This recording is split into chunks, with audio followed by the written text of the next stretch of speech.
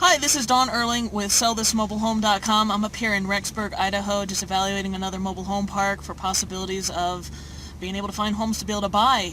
I heard that there are some parks up here that will allow you to rent in them, so I just want to walk you guys through. I mean, this is a brand new, spanking new park for me. Never been through it before. I just want to experience it with you guys and kind of have you guys have an opportunity to look over my shoulders and see how I evaluate a park. So if you take a look over here in the corner, a lot of times, a lot of the parks will have a dedicated mobile home, or they'll have a house, or they'll have a clubhouse that they use for basically the office for the mobile home community. If you go up here, if you take a look, so all the contact information's right there, so that's key. Note the hours when the actual manager's there. Okay, a lot of times also news is going to be there. A lot of times with a place like that, they'll advertise the homes that they have for sale. So that's another way to be able to come across some properties that are available. Plus also you can see how many mobile homes are actually available over there on the map. And so it's a pretty decent sized park. We normally like to have parks that are well over 40. I prefer mobile home parks over 100. And so let me just take you guys through the park and just point out some things. So obviously we've got a little bit of snow going on up here. It's always fun going through a mobile home park when it's snowing. As you can see through this community, you've got a really good mix. So this to me is a nice, solid, all ages community. How do I know that? You've got some older mobile homes like you have on your right, like you just see over here with the tarp on it. Then you also have your newer double wides, like the one you're seeing right in front of you, that 306. That's a newer, nice double wide. We have it off to our left here, this brown and white one.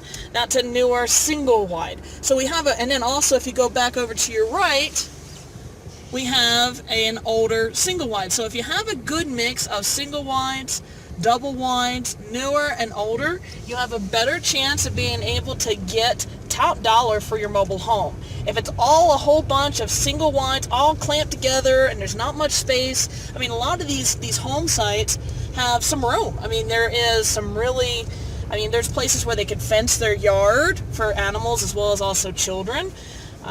As well as also being able to plant and be able to store a trailer.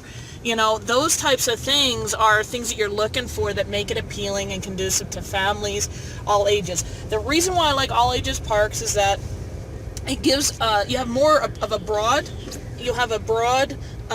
network of people or opportunities of people to be able to be interested in buying as well as also renting.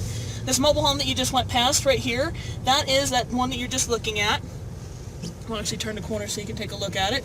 That's a newer double wide, but it's really, really, really short. I'd say that thing's probably lucky if it's 36 long. The size of the home is something definitely to note. See how long this blue and white one is right here? That one's a lot longer, and from most standpoint, for most people, the length or the distance of the home and how many bedrooms is key. Now a 14 wide, so that's 14 diameter, versus a 12 wide on a single wide. So these are single wides. 14 wides are always going to be a lot more appealing. 16 wides obviously even more appealing. So the wider the home, especially in the single wide, the more appealing it's going to be. And like I said, also the longer that it ends up being is going to be more appealing. Number of bedrooms, just like traditional real estate, is also another factor to take in consideration and is of interest. As we're driving through, you can see newer mobile home, 90s, 2000s. We've got another one here that's built in the 90s. If we go across the way here, we've got something that was built in the 70s. Again, this orange and white one was in the 70s as well. If you go back over to your other right, then you're going to find the blue and white one that's 90s, 2000s. You've got a nice yellow one here that's in the 70s, a brown and white one that's in the 70s. You know, guys, a lot of people are like, well, these mobile homes, they're 10. I've heard stories about them not having a long life expectancy. The thing that's crazy about it is that these mobile homes that have been here since the 70s, in some cases are in better shape than when they originally got here because of the updates and renovations that people have made. For instance, all of the homes that we end up going into, the vast majority of them that we own are in the 70s. Okay? Now, see the roof over on this? That's an example of a roof over. Originally it was a flat roof. Now it has a new roof over top of it. That's pretty common on a lot of your older mobile homes. Something to watch out for. That means at one point in time there was some sort of roof damage, plus also snowpack up here. They get a lot of snow. Now, as we come across this right here. See where it says Rent Now, Rent Master? And look at that home.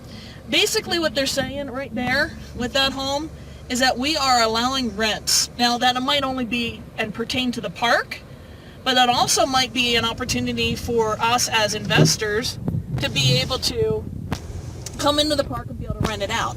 If I can rent out a mobile home, I'm really, really happy because they're nice little cash cows and the maintenance on them isn't a whole lot. In fact, my complete gut redo on a mobile home typically is less than $10,000. Now if we look back over on the right at this green and white one, this one is abandoned. How do I know it? Well, I guess it's just a rule of thumb, but also look at the stairs disconnected from it, right?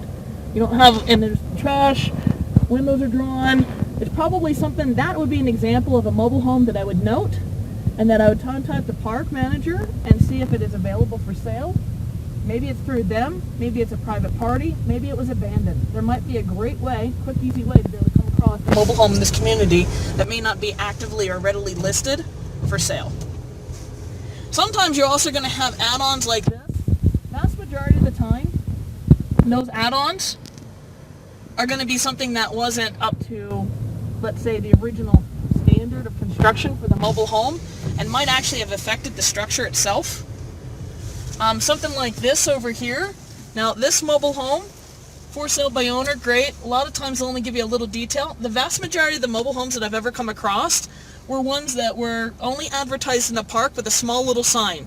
And just simply by being willing to get out of the car, it's amazing what kind of deals you can find, because that person, especially if the sign's faded, that person isn't marketing in any other way other than just putting a sign in front of it and telling their friends and neighbors. So another great way to be able to find mobile homes. So again, guys, it's always nice to know that the mobile home park has a couple different exits points. People end up liking that quite a bit more. As we go out here, we're finding some newer, more updated homes, as well as also regular site construction. So that's not a bad thing. In fact, actually, that actually helps influence value and resale value on our mobile homes. So we're going to go back in. We also have a park nearby, so that's a good thing too. Just anything that would be appealing or attractive to all people that have kids and families living in one of these communities. Big things that you want to know from the park manager: how much is lot rent?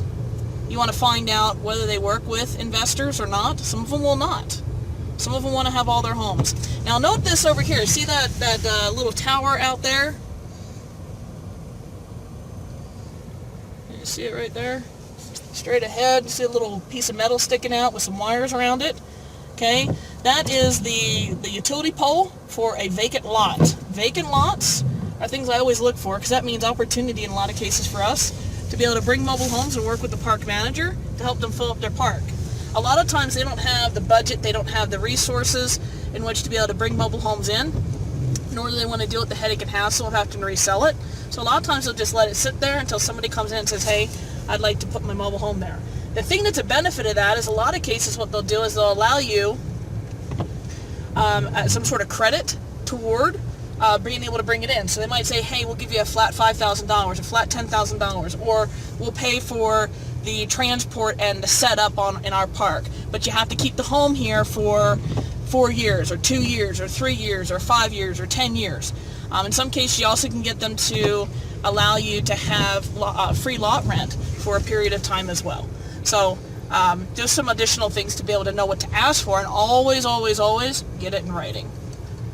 Because they might say one thing and then do another. And the other thing is too, is once you bring something in, they originally said that they approved it, you bring it in, now they say you have to take all the metal siding off of it and put vinyl in. That can be quite expensive, guys, real quick, especially if it's a double wide.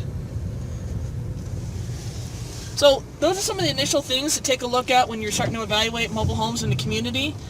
Make note as to whether everybody's home during the day, whether people are out and about during the daytime. Level and degree and condition and quality of the homes, how well maintained are the roads, street lines, is it like a home site setting, or is it all paved and homes are set next to each other real close? The mix of types of mobile homes, whether it's single wides, double wides, as well as also the condition. If people are maintaining their homes, it means that they're required to maintain their homes by the park management. And if you start seeing a lot of siding being done on the homes and their older homes, that probably means that the park is required that they do updates. For me, normally that's an indicator that I need to ask the park that if I buy something in their community, then I need to understand whether there's any improvements or things that I need to do to the home, such as maybe paint the home, that I may not normally have thought that I needed to do, and that's an additional expense that I may not have normally considered. So those are some additional factors to take into consideration when you first start getting into the mobile home parks.